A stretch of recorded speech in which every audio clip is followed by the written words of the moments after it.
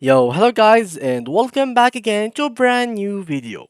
In today's tutorial guys, I will be showing you how to create your Google Spreadsheet in your browser or on your phones. It doesn't really matter. So all you need guys to do is go ahead to your Google Chrome or you just go ahead and open your google.com and then log into your Gmail account.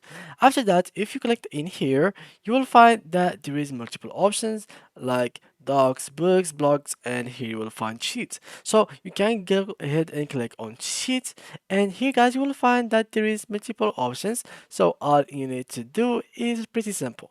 Let's go here to actually let's be just first translate the page to English.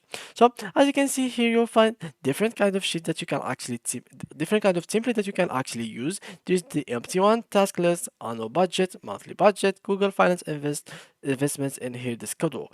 So for example, you can here choose this empty thing. So here's the sheet. Here you can let me just I can actually change the language if I can or not. I can't really change it. Unfortunately, I can't. So basically, guys, all you need to do is pretty simple. Here you can change the name of the sheet. So here it is, sheet. Here you can actually add the paper or the page. So page one, for example, and here you can keep add pages until the infinity.